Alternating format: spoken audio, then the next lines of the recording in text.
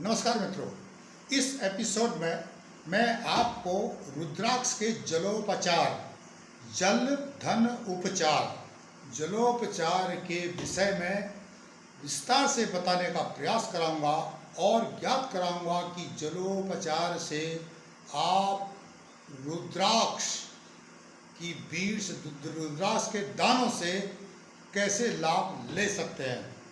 वैसे भी मैं ई गैरसैंण के माध्यम से आपको रुद्राक्ष के बारे में बहुत सारे विषयों के क्षेत्र में विश्लेषण करने के बाद काफ़ी कुछ बता चुका हूँ। जैसे कि मैंने आपको बताया कि मुकुटोपचार, पिछले एपिसोड में मैंने आपको मुकुटोपचार के बारे में बताया था कि मुकुटोपचार किस प्रकार होता है, इसकी क्रियाएं किस प्रकार होती है, किस प्रकार संपन्न है वैज्ञानिक तरीके से। तो उसी तरह जलोपचार भी एक स्पेशल विशेष प्रक्रिया है जिसके द्वारा कि आप बिना किसी साइड इफेक्ट के लाभ ले सकते हैं। यहाँ तक कि आयुर्वेद में जो प्राकृतिक चिकित्सा पद्धतियों में इसका प्रयोग होता रहता है। मित्रों, अधिक जानकारी देने से पूर्व मैं आपसे अनुरोध करूंगा कि आप हमारे चैनल ई गैरसैंण को लाइक करें, सब्सक्राइब करें, कमेंट्स करें और शेयर करें। रुद्राक्ष चुंबकीय तरंगों से संपन्न जैविक चुंबक है। जैविक चुंबक बहुत ही कम मात्रा में प्रकृति में मिलता है, जो कि रुद्राक्ष में इसकी अपार गुणों से संपन्नता है। अब इसकी जो चुंबकीय क्षेत्र में जो अजेय सकारात्मक ऊर्जाएं हैं जो ये छोड़ता है, उसका किस प्रकार से हम सदुपयोग कर सकते हैं, काफ़ी कुछ आयुर्वेद में इसमें वर्णित है। लेकिन यहाँ पर संक्षेप में आम आदमी किस प्रकार इसका फायदा ले सकता है, उस पर मैं प्रकाश डालने का प्रयास करूँगा। इसके लिए आपको चाहिए कि अगर आप अधिक गंभीर बीमार हैं तो आपको अपने आयुर्वेदिक डॉक्टर से जरूर सलाह लेनी चाहिए। फिर भी जलोपचार एक परंपरागत औषधि के रूप में भी प्रयोग में होता रहा है। हिमालयन वैली में जहाँ पर कि रुद्राक्ष होता था और उसका प्रयोग जो स्थानीय लोग करते रहते थे, उनको सलाह देने वाला कोई नहीं होता था, लेकिन वो प्रकृति से जुड़े हुए लोग होते थे। विषय वस्तु से अधिक परिचय करने से पूर्व मैं आपसे अनुरोध करूंगा कि आप हमारे चैनल ई गैरसैंण को लाइक करें, सब्सक्राइब करें, कमेंट्स करें और शेयर करें। मित्रों, रुद्राक्ष जिस प्रकार की मैं कई ई गैरसैंण के माध्यम से एपिसोडों से आपको बता चुका हूँ रुद्राक्ष के बारे में, मुखी फेस, एक मुखी, दो मुखी, तीन मुखी इत्यादि, उसके गुण, क्षेत्र, कहाँ कहाँ पैदा होते हैं और कौन से क्षेत्रों में किस प्रकार के रुद्राक्ष जो है फायदा देते हैं, रुद्राक्ष की माला या रुद्राक्ष की जो पहचान इत्यादि इत्यादि, काफ़ी कुछ एपिसोड में आप जा सकते हो ये गैरसैंण के रुद्राक्ष से संबंधित। यहाँ पर मैं आपको रुद्राक्ष का जलोपचार मतलब जल और रुद्राक्ष का मिश्रण करके उपचार करना। अब जल है, जल जो है तांबे के बर्तन में अगर आप लेते हैं तो बहुत ही सुंदर है, क्योंकि इसके आपको सकारात्मक फायदे होंगे। तांबा भी अगर आप प्राचीन परंपरागत तरीकों से बनाया हुआ, जैसे कि अल्मोड़ा का तांबा है जो कि कत्यूरी डायनेस्टी, अब आप सोच लो कि 2 या 3 BC के आसपास से पहले से जो ताम्र कला, उससे पहले की जो ताम्र कला है, वो आज भी परंपरागत लोग जो तांबे का काम करते हैं उन्होंने जीवित रखा हुआ है।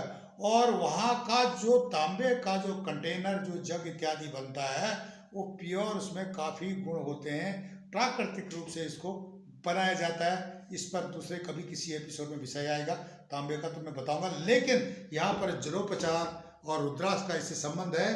तो अभी रुद्राक्ष के दाने हैं, ये जग है, पानी का जग है तांबे का, और इसमें आपने क्या करना है कि जलोपचार करना रुद्राक्ष का। रुद्राक्ष के दाने हैं, बीड्स है, तो आपने क्या करना कि इनको जो है पानी के जग में डालना। अब मैंने कुछ बीड्स ली है रुद्राक्ष की और इनको इसके अंदर डाल दिया है। आप 6-7 जितनी भी बीड्स है डाल सकते हो, 8-10 तक जितना आपका। आपने इसको रात भर कंटेनर में रखा ढक्कन लगा करके, ताकि इसमें कोई चीज़ धूल धाल इत्यादि मच्छर इत्यादि न जाए, और आपने इसको रख दिया। अगर आप अपने सिराने पर इसको रखते हो तो इससे आपको और भी फायदे होते हैं, बुरे सपने नहीं होते हैं, एक वास्तु दोष इत्यादि जो नकारात्मकता आपके पास नहीं आती है, ये अलग पहलू है।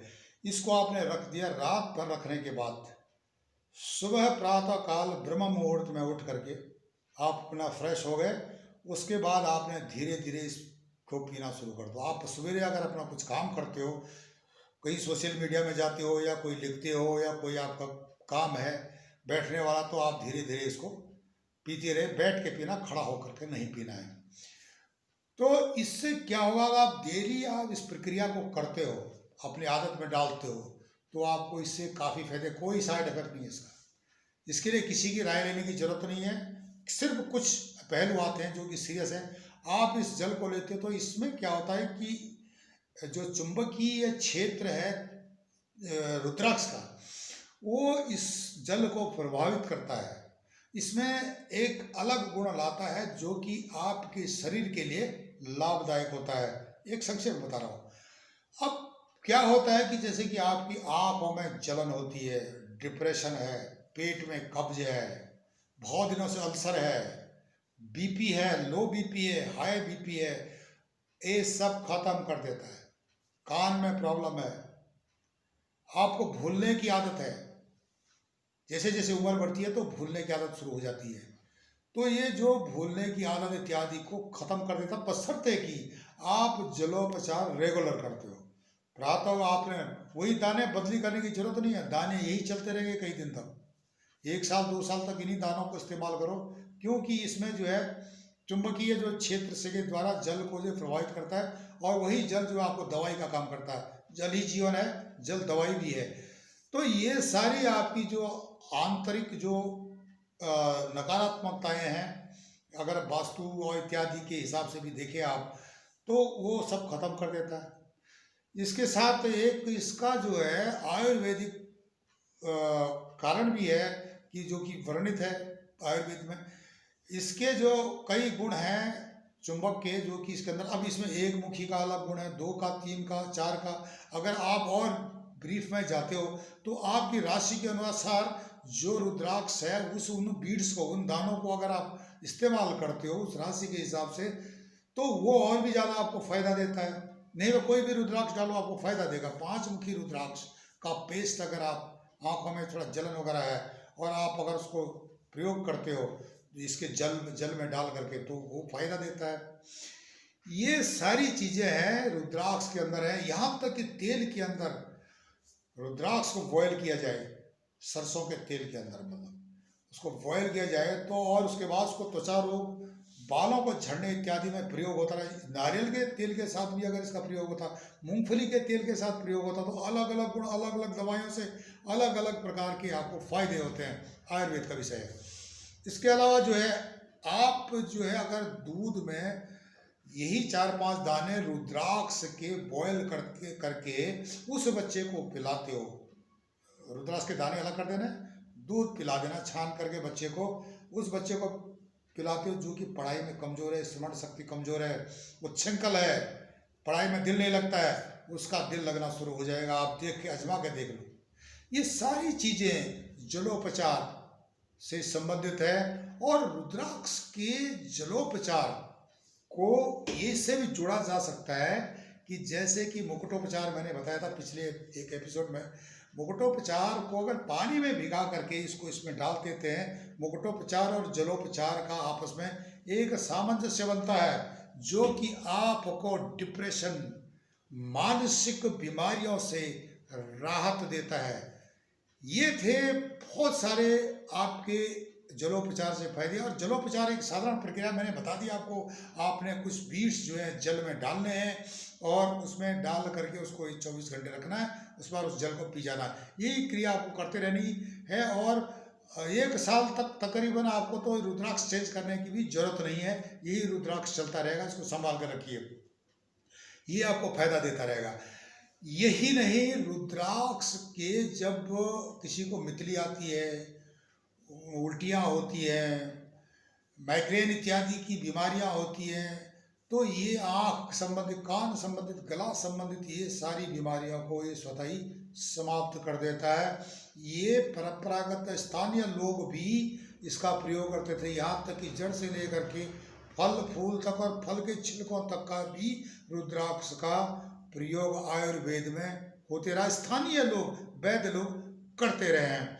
मित्रों, रुद्राक्ष पर इतना ही, तब तक के लिए नमस्कार, धन्यवाद।